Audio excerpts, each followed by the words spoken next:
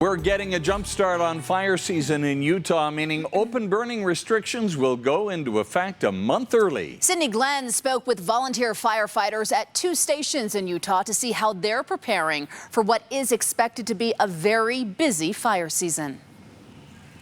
Go ahead, deploy. Firefighters are always training. Flames are hopefully going to either rush right by him, go right over the top of him. That's a fire shelter.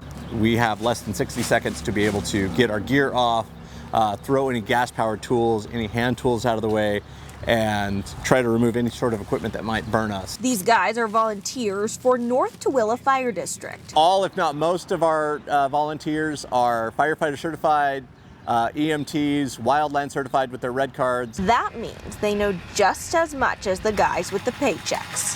We just have the added benefit of not getting paid to do it. The U.S. Fire Administration reports more than 65% of firefighters here in Utah are actually volunteers. Probably the same reason I joined the Marines, love of the country and love of my community. Not too far away, Grantsville City also relies on volunteer firefighters like Chief Travis Daniels.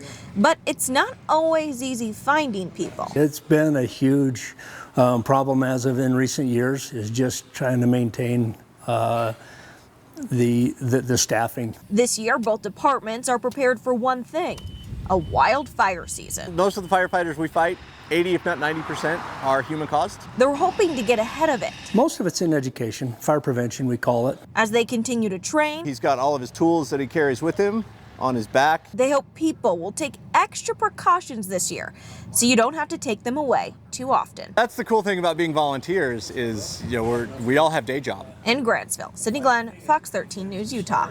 Fox 13 also spoke with a meteorologist at the Great Basin Coordination Center about what goes into predicting a fire season. She says the reason we're seeing an early start is actually 2 years in the making now. The Beehive State has had 2 very dry years, with snowfall being extremely low this year. That means all fuels on the ground are drier and easier to ignite. She says the next few months will tell us a lot. We'll be looking at how much moisture we have moving in at any given time, what our winds are going to be like, what our relative humidity, so our dryness, what that will be like, and then looking at lightning going forward. Yeah, not a good recipe. The lower than average snowpack is also playing a role in the early start to the fire season.